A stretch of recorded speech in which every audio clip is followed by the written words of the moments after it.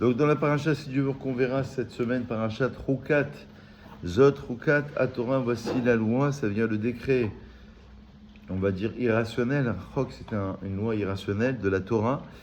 Et c'est vrai qu'on va nous parler de la vache rousse qu'il faudra brûler. Alors il y a toute une cérémonie, bon, il y a beaucoup de détails. Et le but, comme on le sait, dans le texte même de la Torah, c'était de rendre purs les impurs, alors que la personne qui observait ce service était elle-même rendue impure. Voilà la grande contradiction qui est posée dans le texte. Si déjà, normalement, on devrait raisonner logiquement, on rend pur les impurs, la personne qui fait ce service, elle est pure. Et non, elle devient impure. Et donc, on a appris dans les textes que même Shlomo Amelech, qui était le plus sage, il est écrit « J'ai dit, je voudrais atteindre la sagesse » dans Kohelet, mais elle est loin de moi. « Vehi rechoka mimeni » Pourquoi ? Parce qu'il cite le verset de « Qui peut extraire le pur de l'impur ? N'est-ce pas le Dieu unique ?» Comment on peut extraire le pur de l'impur ? Par exemple, le Midrash nous enseigne que Avraham Avinu est venu de Terah. Alors, c'est vrai que Terah, c'était vraiment l'idolâtre par excellence, celui qui formait, d'accord ? Et Abraham va être celui qui va découvrir à l'extrême opposé le Dieu, le monothéisme. Donc, qui peut extraire le pur, Abraham, de l'impur, Terah. Et on a beaucoup d'exemples dans la Torah, dans le Midrash. Et donc, on a par exemple Chizkia de Achaz et Josias et Yoshia. Par exemple, la Gemara dans Nida, elle nous dit qu'on ne peut pas boire du sang, d'accord, parce que c'est Chayav Karet, mais qu'est-ce qu'on mange ? On mange le foie, qui est une poche de sang. Ou alors, on a l'exemple du porc, par exemple, on ne peut pas le consommer, mais on a le goût, alors c'est vrai que c'est le goût du porc, qui selon les sages du Talmud dans la Gemara, il est dans le cerveau d'un poisson qui s'appelle Shibuta. Donc si on savait c'était quoi ce poisson, on ne sait pas c'est quoi, Shibuta, et tu prends la cervelle de ce poisson, tu auras exactement le même goût. Donc en vérité, il y a toujours un paradoxe. Ou alors un homme ne peut pas aller avec sa femme lorsqu'elle est nida, mais il a le droit d'aller avec sa femme lorsqu'elle est betula, et donc il va découvrir du sang. Et donc ça va poser problème. Betula, c'est lorsqu'elle est vierge. Donc il ne peut pas aller avec une femme lorsqu'elle est nida, lorsqu'elle a ses règles, etc. Mais avec une femme qui est vierge, il a droit, etc. Donc en fait, ici le texte veut nous expliquer que Zot Rukat à Torah, on aurait dû dire Zot Rukat à Para, parce que Para c'est la vache rousse, d'accord ? Mais on dit voici la loi de la Torah. C'est la Torah elle-même qui est reliée à l'infini. C'est-à-dire qu'il y a un pan, il y a un mystère qui t'échappe totalement. Donc en vérité, Chachamim explique, c'est Rabbi Yochanan qui dit à ses élèves, ce n'est ni le cadavre qui rend impur, ni les cendres de la vache qui purifient, ces lois sont les décrets de Dieu. Zot Rukat à Torah. En fait, cette loi sur la vache rousse, ce qui serait intéressant, c'est de savoir pourquoi avoir cité cet exemple en particulier. En tous les cas, à partir de cet exemple de la vache rousse, on apprend une généralité globale sur la Torah, que la Torah est un chok, c'est-à-dire c'est une loi irrationnelle, et donc en ce sens, ce sont des décrets de Dieu, et donc on ne peut pas les remettre en question. C'est intéressant parce que cette loi, elle fait suite à Korach. Et hier, en fait la semaine dernière aussi, on a expliqué que l'opposition entre Korach et Moshe est précisément sur ce point. Est-ce qu'on raisonne le Taïlit et la Mezouza, on ne va pas reprendre les exemples, on en a parlé hier après-midi, est-ce qu'on résume les lois d'un point de vue, si vous voulez, d'une logique humaine, ou alors d'une logique divine ? Évidemment, Moshe Rabbeinu arrive à la conclusion qu'il y a une logique qui est divine.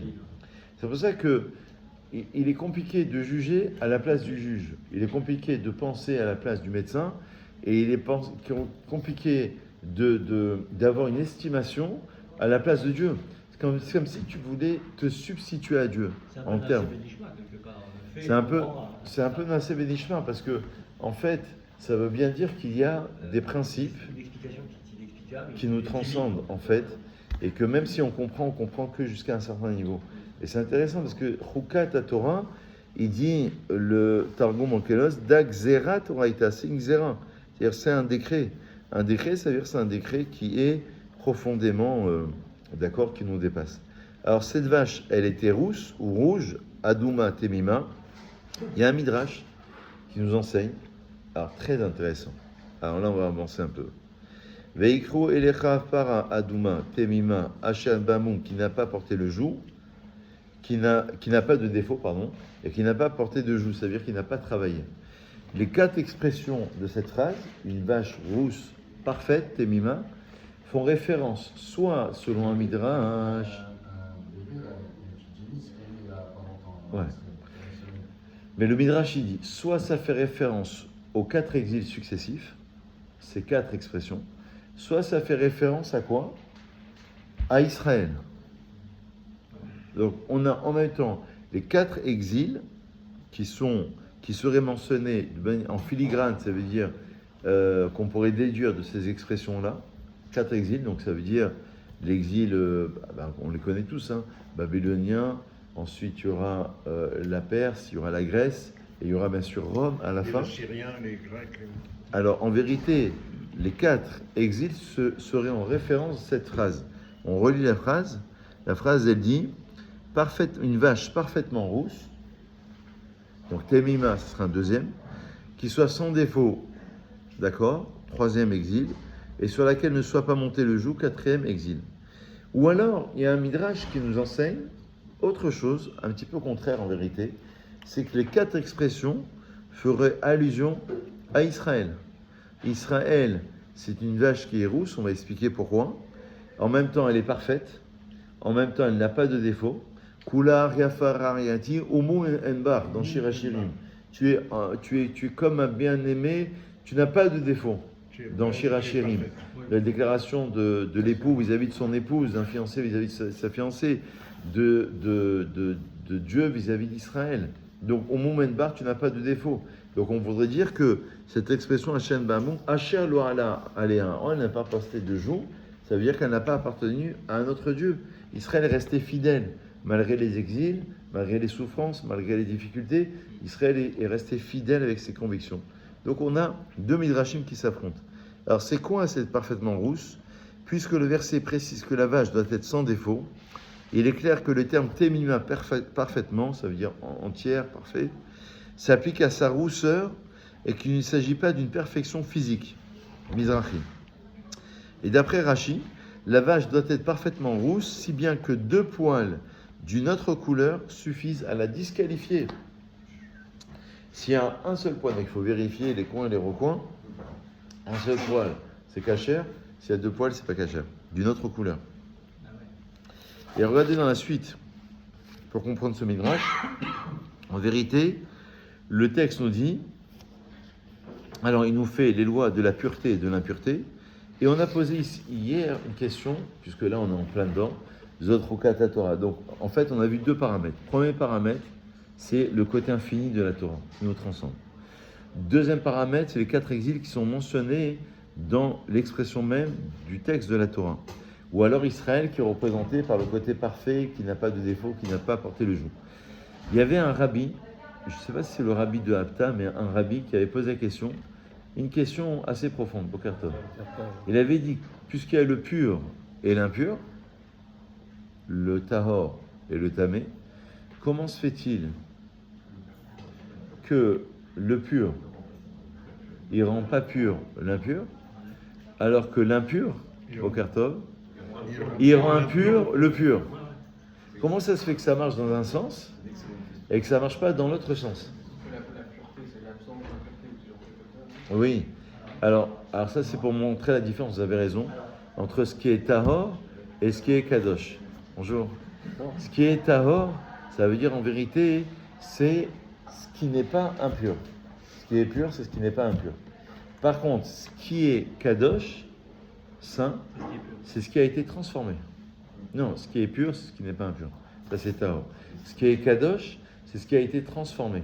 Ça veut dire en vérité, je prends ce pain au chocolat, voilà, le nishmat, et je fais une bracha, et je le transforme en vérité à des fins positives.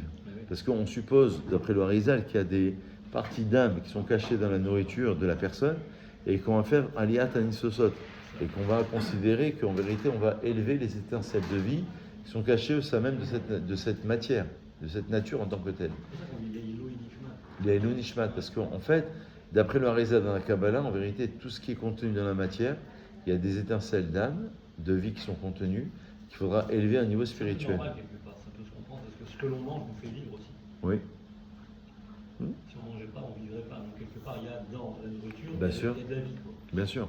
Alors il a posé la question, il a dit, comment ça se fait, plus généralement, que le contact entre le pur et l'impur, le pur qui va toucher l'impur le rend pas pur, mais l'impur qui touche le pur, eh ben il le rend impur. Pas évident à trouver. Alors, je sais pas, il faut encore réfléchir, mais d'après la réponse, d'après ce qu'il a expliqué, il faudra encore peut-être approfondir le sujet. Mais en vérité, ça veut dire que quand il y a une tâche, en vérité, la tâche, elle impurifie. Ça veut dire le côté du bien, en fait, il faut le travailler constamment. Travailler ses midotes, travailler son comportement, travailler sa manière de parler.